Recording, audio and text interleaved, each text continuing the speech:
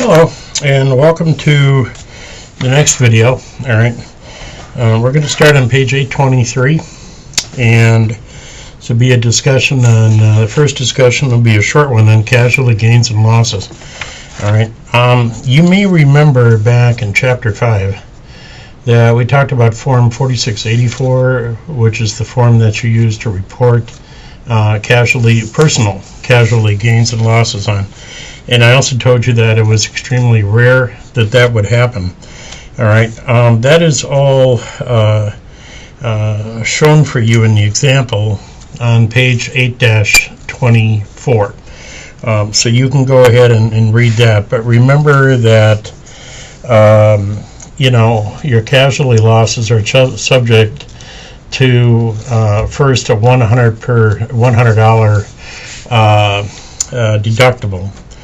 All right. In other words, we deduct $100 first, all right, from the loss, and then the remaining amount is limited to anything that exceeds 10% of AGI.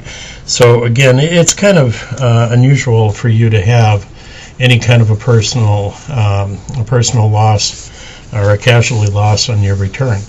The other rare situation that occurs is what happens if, let's say, for example, you total your car and the reimbursement from the insurance company exceeds the adjusted value or the Blue Book value of your car. All right, well, you technically then have a casualty gain, and you normally would have to claim that gain as ordinary income. All right, but there is a rule that says if you reinvest all of the proceeds into like-kind property, in other words, you get the check from the insurance company and you buy another car with it, then all those gains are not considered to be income.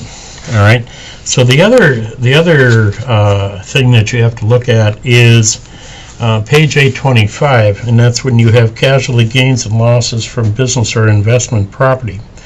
Okay, when you have that situation, for example, I had a client about 15 years ago, and he called me up once and he said, Rob, he said, my trailer was broken into and all of my tools were stolen. He had about $10,000 worth of tools in there.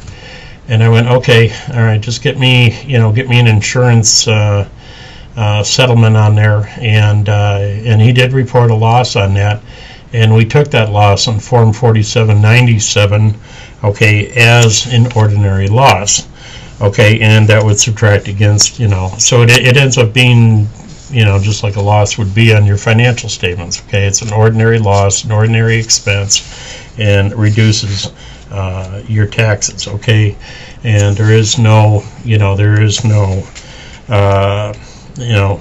minimum that you have to beat like you would with personal property. Okay, all right, so go ahead and review page 825 and we'll give you an idea about that. Okay, then the next subject matter there is on page 826. Okay, on page 826, all right, is something that you'll be probably dealing with a lot. All right, and that is installment sales.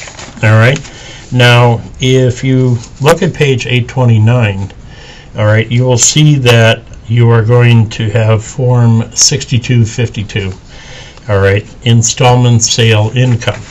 Okay, now what this usually is when you sell a property and you sell it like on a land contract. All right, land contracts are extremely popular, especially with people that maybe they may not have the best credit or they don't have a lot of money, because normally when you buy a house, unless you're you've been in the military or something like that, in many cases you have to be able to put 20% down on the house, and if you're buying a $100,000 house, most people don't have $20,000 in cash to put as a down payment. So, they look for loans or ways to buy a house where they don't have to put as much down. And in many cases, especially if they're renting, all right, they would go to their landlord and say, we really like this house. Could we buy it from you on a land contract? All right. So if the landlord agrees to that, okay, you have an installment sale. All right. So the landlord is acting like the bank. All right. And, you go from paying rent to making a quote mortgage payment every month. All right. So how does the landlord know, or whoever the owner of the house is, how do they know that they have, a gain or a loss on the sale of the property? Well, all right, we've already talked about, how to calculate a gain or a loss.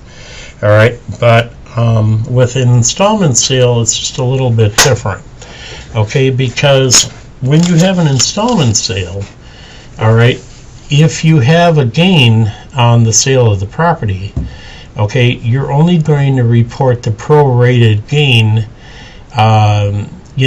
in each year, because your former tenant, might have purchased that thing from you on a 5-year land contract, a 10-year land contract, a 15-year land contract. So what you do is you prorate that gain over the length of the land contract. Okay, so how do they do that? Well, the formula is on page 826. All right, so you see there where it says that the taxable gain is equal to the total gain realized on the sale divided by the contract price times the cash collections during the year. All right, now keep one thing in mind, and this is extremely important. All right, when your tenant pays you the monthly payment, okay, what are they paying you? Excuse me. Okay, are they paying you just principal and interest? Or are they also paying escrow, meaning that they're paying the insurance and the taxes to you every month, and then you have to go and pay for the insurance to your insurance company, and you pay the taxes, to the local county treasurer. That all depends. But when they talk about the cash collections during the year on the formula on page 826, the only amount they're talking about there is the principal. Okay, so anytime you have an installment sale, like a land contract, okay, the first thing you've got to do is put together an amortization schedule. Okay, they're very easy to do. You can Google loan amortization schedules. They're there. You can go into Excel and go to New, okay, and search for loan amortization schedules at Microsoft.com. They are there. They're really, really good. Okay, and you can insert, you insert a start date and the amount of the loan and the interest rate and all that, and it pretty much, figures out everything for you. Okay, so, take a look at the example on page 826. Okay, it says Howard Script sells his land with an adjusted basis of $20,000 for $50,000. All right, he receives $10,000 in the year of sale, and the balance is payable at $8,000 per year for 5 years. Okay, plus a reasonable amount of interest. Okay, which is not part of this. Okay, all right. If Howard elects not to report under the installment method, then he would calculate his gain as follows. All right, okay, he receives a $10,000 in cash, a $40,000 note, so he realizes a total of $50,000. He subtracts the basis in the land of 20, and his taxable gain is 30. Okay, all right, now, if he wants to, he can report all $30,000 in the year of sale, and then you're done. You don't really need, Form 6252, because there aren't any installments. He reported it all in 1 year. Okay, but If he does choose to use the installment method, which is the default, by the way, you have to elect out of it, okay, then you have the calculations at the top of page 827. So take a look at this.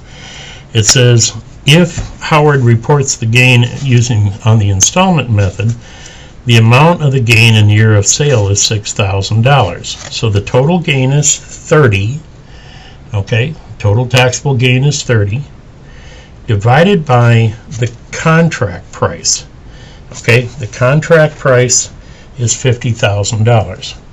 Okay, all right, so 30 divided by 50, okay, is 0.6, all right, or 60%, times $10,000, okay, and then that equals $6,000, all right.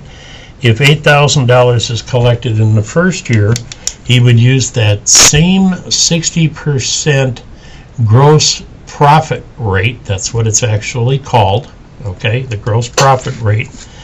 All right, if you take a look at page 829, okay, that rate is shown on line 19, okay, and as 0.6, and that is the rate that will be used on every Form 6252 until Howard has collected the total of what he is owed. All right, okay, so he would report $4,800 in taxable principal payments each year until the rest is paid off. Now, so the question is, what happens with the